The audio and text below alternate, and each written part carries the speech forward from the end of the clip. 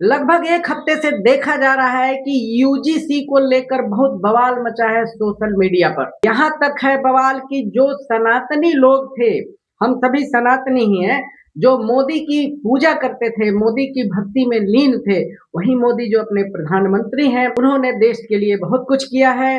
अभी तक के सबसे अच्छे प्रधानमंत्री हैं, ये दावे किए जा रहे थे। वो लोग मोदी को लेकर आलोचना कर रहे हैं, मोदी जी को गालियां दे रहे हैं। बहुत सारी चीजें हैं यूनिवर्सिटी ग्रांट्स कमीशन को लेकर, अर्थात यूजीसी को लेकर। तो दोस्तों, हम इसे समझने की कोशिश करेंगे कि आखिर ये हंगामा क्यों बरपा है, क्या है इसमें कि कुछ लोग जो अचानक मोदी को बहुत प्रेम करते थे, इस एनडीए सरकार को बहुत चाहने लगे थे, उनमें अचानक से एक विद्रूपता सी आ गई है और कलुषित भावना सामने वाले के लिए अर्थात सरकार के लिए आ गई है। आखिर क्या है, ये देखना चाहेंगे, यह देखेंगे और बताएंगे कि क्या है और यूजीसी क्या है, इसको शॉर्ट में जानेंगे। उसके बाद इस रेगुलेशन के विषय में जानेंगे कि ये क्या है। नमस्कार, मैं राजेश्वर जायसवाल हूँ। अब मैं बता रहा हूँ कि ये यूजीसी है क्या। देखिए दोस्तों, यूजीसी का जो फुल फॉर्म है, बहुत साधारण लोग हैं जो इस मामले में कूद चुके हैं, छलांग लगा चुके हैं, लेकिन वो जानते नहीं है कि ये है क्या मामला।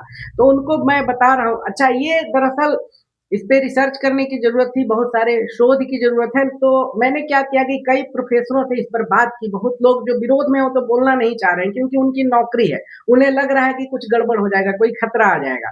कुछ ऐसे लोग हैं जो उस प्रक्रिया में जाने को हैं, वो भी नहीं बोलने को तैयार हैं। ठीक, लेकिन कुछ लोग यहाँ पे हैं, उनको लगता है कि नहीं, ये काम बहुत पहले हो जाना चाहिए था, तो अब हो रहा है, तो वो लोग इसके सपोर्ट में बोल रहे हैं। उसी में एक प्रोफेसर अरुण कुमार है, पटना विश्वविद्यालय के, एक लेख लिखा है। उसी के आधार पर मैं ये सब कुछ आपको बता रहा हूँ, बताऊंगा, समझाऊंगा और सीधा उसमें से उनकी बहुत सारी लाइनें हैं, या ये कहें कि पूरा का पूरा लेख ही मैं पढ़ दे रहा हूँ। और अरुण कुमार जी ने इसके लिए मुझे कंसेंट दिया है। तो दोस्तों, मैं अब बता रहा हूँ कि ये यूजीसी का फुल फॉर्म क्या है। ये है यूनिवर्सिटी ग्रांट्स कमीशन। भारत सरकार का एक वैधानिक निकाय है, जिसकी स्थापना 1956 में हुई थी। यह उच्च शिक्षा और जो यूनिवर्सिटीज है और कॉलेज है, उसकी गुणवत्ता, मानक और वित्तीय सहायता की निगरानी करता है। यूजीसी के मुख्य काम क्या है, ये भी बता रहा हूँ। विश्वविद्यालयों को मान्यता देना, उच्च शिक्षा के लिए नियम व विनियम बनाना, विश्वविद्यालयों को अनुदान देना, ग्रांट्स देना। वही बीच में जो जी आता है, उसका मतलब ग्रांट्स होता है। शिक्षा की गुणवत्ता और मानक बनाए रखना, फर्जी विश्वविद्यालयों पर कार्रवाई करना। जी हाँ, फेक यूनिवर्सिटीज पर कार्रवाई करना, ये भी है। इस यूजीसी के किसके अधीन है, ये भी एक बात है। जी हाँ, शिक्षा मंत्रालय, मिनिस्ट्री ऑफ हेल्थ के अंतर्गत, भारत सरकार का जो है, उसके अंतर्गत ये यूजीसी आता है। और इसका मुख्यालय जो है दोस्तों, नई दिल्ली में। आसान शब्दों में बताएं तो यूजीसी यह तय करता है कि देश में विश्वविद्यालय कैसे चलेंगे, किसे मान्यता मिलेगी और शिक्षा की गुणवत्ता कैसे तय होगी। ये तमाम चीजें जो है यूजीसी के बारे में मैंने आपको बताया। ठीक है, अब ये जो रेगुलेशन आया है, जिसपे बहुत ज्यादा झंझट है, जिससे मैंने अरुण कुमार जी से बात की है, वो मैं आपको बता रहा हूँ। सीधा मैं धारा प्रवाह आपको बताता चलूंगा, पढ़ता चलूंगा। इस पर कई प्रोग्राम्स मैं करूंगा। अभी मेरी कुछ लोगों से, कार्यकर्ताओं से बात हुई है। वो कार्यकर्ता जो सामाजिक कार्यकर्ता है, लेकिन रजिस्टर्ड नहीं है, फेसबुक पे लिखते हैं, बोलते हैं, उनसे भी मैंने बात की है। वो लोग अपनी राय देंगे, उसको भी मैं आपके सामने अनएडिटेड रखूंगा दोस्तों। तो देखिए दोस्तों, जो अरुण कुमार जी से मेरी बात हुई और जो उन्होंने लिखा है, वो मैं बता रहा हूँ। इससे रिलेटेड जो रेगुलेशंस के कॉपी है, वो भी मैं लगा दूंगा, फोटो कॉपी, वो भी मैंने निकाल के रखा हुआ है, क्या क्या है। और वो पूरे स्क्रीन पे रहेगा, आप उसका स्क्रीन शॉट लेकर के पढ़ भी सकते हैं। तो यूजीसी के इस रेगुलेशन में ऐसा कुछ नहीं है जिससे, उन्होंने बोला है अरुण जी ने, कि अगली जातियों को डरने की जरूरत है, फिर भी वे डर रहे हैं। यह रेगुलेशन तो वंचित वर्गों के अंदर के डर को खत्म करने के उद्देश्य से लागू किया गया है। उनका मानना है कि कुछ लोग जो हैं, जो बेवजह डर रहे हैं, उन्हें डरने की जरूरत नहीं है। ये एक दूसरी जो कुछ जातियां हैं, जो वंचित जातियां हैं, उनके मन से डर को निकालने के लिए ये रेगुलेशन लाया जा रहा है। इसी उद्देश्य से इसे लागू किया गया है। जो अब तक डरते रहे हैं, वो खुद डरे हुए हैं। उनका मतलब कहना है कि जो अब तक डराते रहे हैं, वो खुद डरे हुए हैं। विश्वविद्यालय अनुदान आयोग ने उच्च शिक्षण संस्थानों में जातिगत भेदभाव रोकने के उद्देश्य से उच्च शिक्षण संस्थाओं में समानता को बढ़ावा देने के नियम 2026 को लागू कर दिया है। जी हाँ, इसी साल से, 2026 से। यह रेगुलेशन 15 जनवरी 2026 से उच्च शिक्षण संस्थानों में लागू हो गया है। पूरे देश के अगड़ी जातियों के लोग इस रेगुलेशन का विरोध कर रहे हैं। ये उन्होंने बताया है कि कौन-कौन विरोध कर रहे हैं। तो अगड़ी जाति के लोग हैं वो ज़्यादा विरोध कर रहे हैं। ऐसे मैंने कई प्रोफ़ेसर से बात की है तो उनका इस पर कुछ भी कहना नहीं है, वो मौन साधे हुए हैं, कुछ बोलने को तैयार नहीं है। हो सकता है कोई आंदोलन लोग करे, ये अलग बात है। अब देखिए, इस रेगुलेशन में अनुसूचित जाति व अनुसूचित जनजाति के साथ पिछड़ा वर्ग को भी जातिगत भेदभाव की परिभाषा में शामिल किया गया है। अर्थात अब उच्च शिक्षण संस्थाओं में पिछड़े वर्ग के छात्र, शिक्षक और कर्मचारी भी अपने ऊपर किए जा रहे जातीय भेदभाव या उत्पीड़न की शिकायत सक्षम पदाधिकारी के समक्ष कर सकते हैं। अब तक केवल अनुसूचित जाति व अनुसूचित जनजाति के लोग ही जातिगत भेदभाव की शिकायत करते थे या उनके लिए संस्थान के स्तर पर प्रकोष्ठ बने हुए थे। दोस्तों, समझने वाली बात यह है कि अब इसमें एससी और एसटी के अलावा अनुसूचित जाति और अनुसूचित जनजाति अर्थात दलित और आदिवासियों के अलावा पिछड़े वर्ग को भी शामिल किया गया है। तो समस्या की जड़ जो विरोध कर रहे हैं लोग, उनका जड़ यही है कि भाई 2 तो थे ही, अब तीसरा भी आ गया जो थोड़ा-सा मजबूत है। इस रेगुलेशन के कानून होने के बाद अब एससी-एसटी के साथ ओबीसी के लिए भी समान अवसर प्रकोष्ठ स्थापित किया जाएगा और एक कमेटी बनाई जाएगी जिसमें ओबीसी, महिला, एससी, एसटी और विकलांग को सदस्य के रूप में शामिल करना अनिवार्य होगा। जी हाँ, इस कमेटी में प्रत्येक 6 महीने में अपनी रिपोर्ट प्रस्तुत करनी होगी। प्रत्येक संस्थान के लिए उक्त कमेटी की रिपोर्ट को यूजीसी को भेजना अनिवार्य होगा। देश में मौजूदा सामाजिक न्याय की पक्षधर शक्तियों के मन में बार-बार यह सवाल उठ रहा है कि आखिर इस रेगुलेशन में ऐसा क्या है जिसका विरोध किया जा रहा है? आखिर क्यों पूरे देश में अगड़ी जातियों के लोग इसका विरोध कर रहे हैं?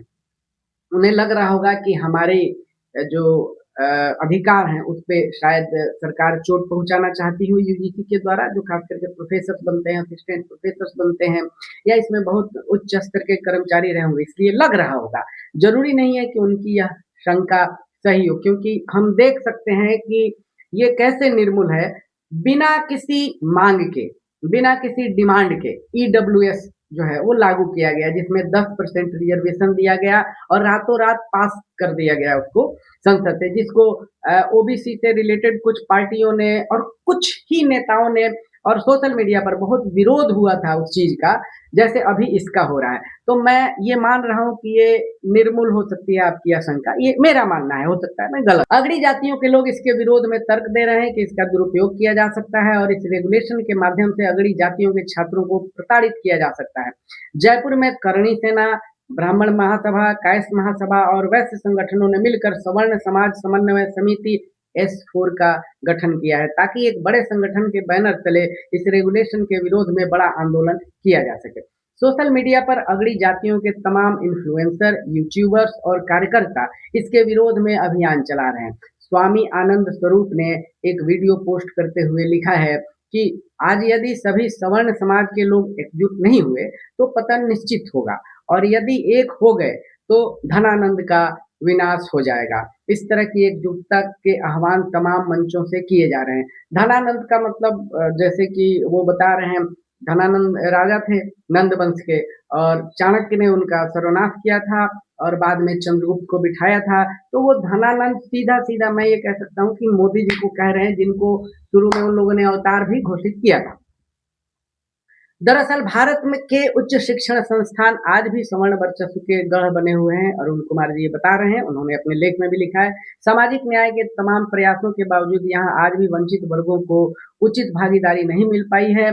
यहाँ आजादी के बाद से अनुसूचित जाति व अनुसूचित जनजाति के लिए आरक्षण लागू है तथा ओबीसी को नौकरियों में 7 अगस्त 1990 से विश्वविद्यालयों में नामांकन में और फैकल्टी भर्ती में 2010 से आरक्षण मिल रहा है। इसके बावजूद उच्च शिक्षण संस्थानों में वंचित वर्गों की भागीदारी 15% से अधिक नहीं हो पाई है। 30 जनवरी 1990 से पूरे भारत में अनुसूचित जाति व अनुसूचित जनजाति अत्याचार निवारण अधिनियम अनुसूचित जाति व अनुसूचित जनजाति को जातिगत भेदभाव, हिंसा और अत्याचार से सुरक्षा देने के उद्देश्य से लागू किया गया था, लेकिन इस अधिनियम के लागू होने के करीब 36 वर्षों के बाद भी देश में दलित उत्पीड़न की घटनाओं में हर साल वृद्धि ही दर्ज की जा रही है। यूजीसी द्वारा संसदीय समिति और सर्वोच्च न्यायालय के समक्ष प्रस्तुत आंकड़ों से पता चलता है कि पूरे देश के उच्च शिक्षण संस्थानों में जातिगत भेदभाव की शिकायतों में पिछले 5 वर्षों में 118.4% की वृद्धि दर्ज की गई है। कमी नहीं आई है, 19 के बाद ये और भी ज्यादा बढ़ गई है। इस संबंध में दर्ज की गई घटनाओं की संख्या 2019-20 में 173 थी, जो 2023-24 में बढ़कर 378 हो गई है दोस्तों। 2019-20 में से 2023-24 के बीच यूजीसी को 704 विश्वविद्यालयों और 1553 कॉलेजों के समान अवसर प्रकोष्ठों और अनुसूचित जाति जनजाति प्रकोष्ठों द्वारा दर्ज की गई 1160 शिकायतें मिली। इन शिकायतों में वृद्धि का एक कारण अनुसूचित जाति जनजाति के लोगों में आई जागरूकता भी हो सकती है, क्योंकि वोट देकर लोग सरकार बना रहे हैं, लेकिन फिर भी उनको लगता है कि यार हमारी सुरक्षा नहीं हो पा रही। उनका ये मानना है, लोगों का भी मानना है, लेखक का भी ये मानना है। तो लेकिन इस बात से इनकार तो नहीं किया जा सकता है कि इनके खिलाफ जातिगत भेदभाव अब भी जारी है। ये सही बात भी है, खबरें आती हैं, बहुत सारी खबरें दबा भी दी जाती हैं। हालांकि अधिकांश अनुसूचित जाति जनजाति प्रकोष्ठ और समान अवसर प्रकोष्ठ विश्वविद्यालयों और महाविद्यालयों के प्रशासनिक नियंत्रण में काम करते हैं। उनके पास निर्णय लेने की स्वतंत्रता नहीं होती, इसलिए किसी भी प्रकार के जातिगत भेदभाव या उत्पीड़न के खिलाफ वे ये न्यायपूर्ण निर्णय नहीं ले पाते हैं। उच्च शिक्षण संस्थानों में अनुसूचित जाति जनजाति के लिए आरक्षण और जातिगत भेदभाव रोकने के लिए अधिनियम लंबे समय से लागू हैं। इसके बावजूद न तो इनकी भागीदारी में समुचित वृद्धि हुई है और न ही इनके खिलाफ जातिगत भेदभाव में कोई कमी आई है। उच्च शिक्षण संस्थानों में पिछड़े वर्गों का प्रवेश बहुत बाद में शुरू हुआ। इन्हें भी अब तक समुचित भागीदारी नहीं मिल पाई है। न ही इनके खिलाफ हो रहे जातिगत भेदभाव को रोकने के लिए अब तक कोई रेगुलेशन ही लागू था। तभी इसमें कई बार कुछ लोग अपने आप को एकलव्य बोलते हैं, आप लोग देखते होइएगा। पिछड़े वर्गों के आरक्षण रोस्टर में छेड़छाड़ करना और इनके साथ जातिगत भेदभाव करना उच्च शिक्षण संस्थानों में बदस्तूर जारी है। जवाहरलाल नेहरू विश्वविद्यालय और दिल्ली विश्वविद्यालय सहित तमाम विश्वविद्यालयों में नौकरियों और नामांकन में ओबीसी आरक्षण लागू नहीं हो पा रहा है। शैक्षणिक पदों के विज्ञापन तो प्रकाशित होते हैं, उनके लिए साक्षात्कार भी होते हैं, लेकिन अंततः नॉट फाउंड सुटेबल कहकर आरक्षित श्रेणी के पदों पर नियुक्ति नहीं की जाती है। एनएफएस नॉट फाउंड सुटेबल, ये शब्द भी बहुत गूंजते रहते हैं कहाँ यूनिवर्सिटी में, और जो पीएचडी धारी लोग हैं, जो कर चुके हैं या जो कर रहे हैं, जो टेस्ट वो एग्जाम दे रहे हैं या जहाँ उनका इंटरव्यू होता है, वो सब जगह ये जो शब्द है नॉट फाउंड सुटेबल वो खूब गूंजता रहता है। और दोनों तरह के लोग बताते हैं, जो लोग लाभान्वित होते हैं वो दूसरे को बोल देते हैं कि एनएफएस है नॉट फाउंड सुटेबल है, और वो लोग बोलते हैं कि हम लोग तो इस कैटेगरी में, हमारा तो सिलेक्शन होना नहीं। शैक्षणिक पदों के विज्ञापन तो प्रकाशित होते हैं, उनके लिए साक्षात्कार भी होते हैं, लेकिन अंततः नॉट फाउंड सुटेबल कहकर आरक्षित श्रेणी के पदों पर नियुक्ति नहीं की जाती। अकेले दिल्ली विश्वविद्यालय में 200 से अधिक एससी, एसटी और ओबीसी के लिए आरक्षित पदों को एनएफएस कर दिया गया। वर्ष 2022 में शिक्षा मंत्रालय ने एक लिखित जवाब में राज्यसभा में बताया कि केंद्रीय विश्वविद्यालयों में 880 प्रोफेसरों के पद सहित 3669 आरक्षित श्रेणी के शिक्षकों के पद खाली हैं। अब बताइए, ऐसा तो नहीं होगा कि जो आदमी मैट्रिक किया, इंटर किया, ग्रेजुएशन किया, बहुत बढ़िया मार्क्स आए, दिल्ली यूनिवर्सिटी में, जेएनयू में उसके एडमिशन हुए, वो गया वहाँ पढ़ा, सब कुछ किया सामान्य अपने दूसरे मित्रों की तरह, कुछ का हुआ कुछ का नहीं हुआ, चलो 2-4 में तो माना जा सकता है कि नहीं हुआ, 150 में भी, लेकिन हजारों की संख्या में नॉट फाउंड सुटेबल हूँ, तो ये थोड़ा सा लगता है कि कहीं ना कहीं मामला गड़बड़ है। इनमें से ओबीसी के 1761 पद खाली हैं। यूजीसी की एक रिपोर्ट के मुताबिक देश भर के केंद्रीय विश्वविद्यालयों में केवल 9 ओबीसी प्रोफेसर हैं। ये बताइए, सब लोग बोल रहे हैं कि भाई ओबीसी की सरकार चल रही है एक तरह से केंद्र में, बिहार में भी, और 9 ओबीसी के प्रोफेसर हैं। 2023 में दिल्ली विश्वविद्यालय के हिंदू कॉलेज में 7 वर्षों से पढ़ा रहे एक OBC ad hoc assistant professor doctor Samarveer को हटा दिया गया और वे इतने दुखी हुए कि उन्होंने आत्महत्या कर, जिस चीज के लिए जीवन भर तैयारी की उन्होंने, और उनके साथ इस तरह की दुर्घटना हो तो उन्होंने कर ली। ऐसे ये होना नहीं चाहिए, ये दुखद स्थिति है, आत्महत्या जैसी चीज ठीक नहीं है, संघर्ष होना चाहिए, लड़ाई होनी चाहिए। और देखिए अब सरकार लेके भी आई इस तरह का रेगुलेशन कानून की किसी को ऐसा न करना पड़े। उच्च शिक्षण संस्थानों के सवर्ण कुलपति और साक्षात्कार में बैठे विषय विशेषज्ञ मिलकर एनएफएस नाम का एक अद्भुत हथियार इजाद किए हैं। इसके माध्यम से वे यह सिद्ध करते हैं कि वंचित वर्गों के उम्मीदवार नियुक्ति प्रक्रिया में शामिल होने के योग्य तो हैं, लेकिन नियुक्ति के लिए सुटेबल नहीं है। इस प्रकार के जातिगत भेदभाव के लिए आज तक किसी भी कुलपति या साक्षात्कार में बैठे विशेषज्ञ को सजा देना तो दूर, उनसे एक सवाल भी नहीं किया गया। इस तरह उच्च शिक्षण संस्थानों में वंचित वर्गों के लिए आरक्षित हजारों पद या तो खाली हैं या फिर उन्हें सवर्ण उम्मीदवारों से भर लिए गए हैं। संसद की एससी एसटी कल्याण समिति ने एनएफएस को दिल्ली विश्वविद्यालय में एससी एसटी और ओबीसी के उम्मीदवारों को जातिगत मानसिकता के तहत बाहर रखने और आरक्षित श्रेणी की सीटों को खाली रखने के लिए इस्तेमाल किया जाने वाला घातक हथियार माना जाता है। यह संस्थागत बहिष्कार का एक तरीका बन गया है जिसका भरपूर इस्तेमाल देश के विश्वविद्यालयों में हो रहा है, और एक तरह से कहें कि ये सभी लोग मिलकर जो टैलेंट है, प्रतिभा है, ओबीसी से जो लोग आते हैं उनको क्रश करने की या कुचलने की कोशिश है, जैसे कि लेख पढ़ने से लग रहा है। हालांकि यूजीसी का एक पैनल इसकी जांच कर रहा है, लेकिन इसकी रिपोर्ट कब आएगी और कार्रवाई कब होगी किसी को नहीं पता। उच्च शिक्षण संस्थानों में ओबीसी के लिए 27%, एससी के लिए 15%, एसटी के लिए 7.5% और आर्थिक रूप से कमजोर अगड़ी जातियों के लिए 10% आरक्षण लागू है। मैंने पहले ही बताया था, जो ईडब्ल्यूएस के लोग हैं उनके लिए आर्थिक रूप से जो कमजोर है, उसमें भी बहुत खेला है दोस्तों। एक बार एक कोचिंग चलाने वाले हैं, वो ओबीसी एससी एसटी वर्ग से तो नहीं आते, वो ब्राह्मण है, लेकिन उन्होंने बताया था कि कैसे कैसे 8 लाख को पूरा किया जाता है। ठीक है, तो आप उनका कार्यक्रम देख सकते हैं, विकास देवी कीर्ति उनका नाम है, उन्होंने ही बताया था। तो ये भी थोड़ा ठीक नहीं है। अर्थात लगभग 60% सीटें आरक्षित हैं और 40% सीटें अनारक्षित हैं। इन 40% अनारक्षित सीटों को अगड़ी जातियों के लिए पूरी तरह आरक्षित कर दिया गया है। इन सीटों पर वंचित वर्गों के उम्मीदवारों को साक्षात्कार के लिए भी आमंत्रित नहीं किया जाता है। देश के अधिकांश विश्वविद्यालयों के कुलपति और महाविद्यालयों के प्रचार सवर्ण हैं और वे तमाम तरह के हथकंडे अपनाकर वंचित वर्गों की हकमारी करते हैं। आरक्षण के संदर्भ में कोई नियम संस्था नहीं होने के कारण ये प्रशासक जातिवादी तानाशाह की भूमिका निभाते हैं। कुलपति और प्राचार्य के पदों पर वंचित वर्गों के लिए आरक्षण का प्रावधान नहीं है, इसलिए ये सभी पद 100% अगड़ी जातियों के लिए आरक्षित हो गए हैं। देख लीजिए क्या हो रहा है। यह विडंबना ही है कि देश के 99% कुलपति अगड़ी जातियों के हैं।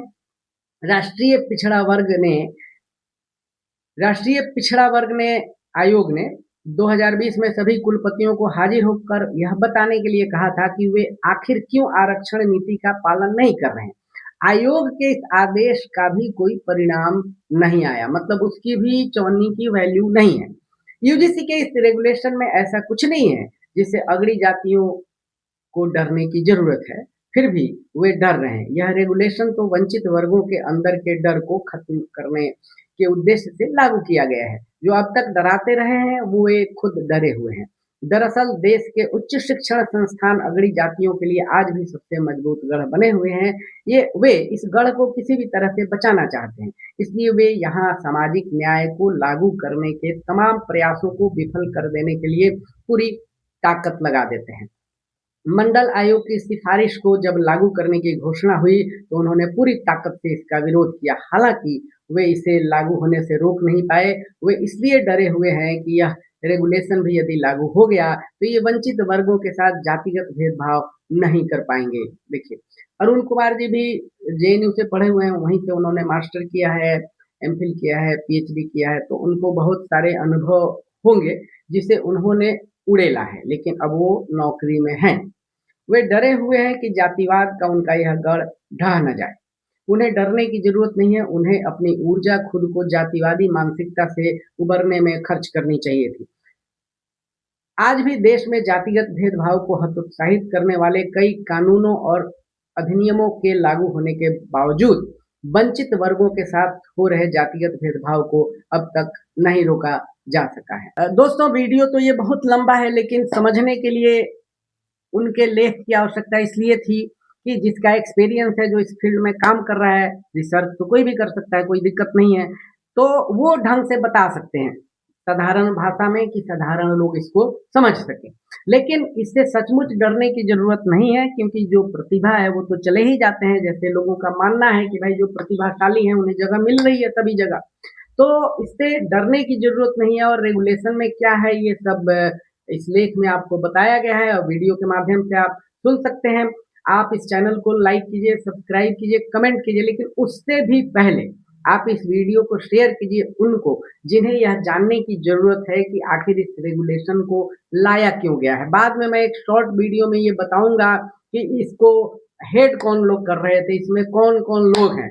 दरअसल दोस्तों ऐसा इसमें नहीं है कि ओबीसी के लोग बैठे हुए हैं, इस कमेटी में मैक्सिमम जो लोग हैं तो सवर्ण लोग ही हैं। मैं प्राय अपने वीडियो में सवर्ण या अवर्ण शब्द का इस्तेमाल नहीं कर रहा हूँ, लेकिन यहाँ नैरेटिव उसी तरह बनाने की कोशिश की जा रही है, इसलिए ये बोल रहा हूँ। हमारे वीडियो को देखिए और इसको लाइक कीजिए, कमेंट कीजिए, सब्सक्राइब कीजिए। धन्यवाद।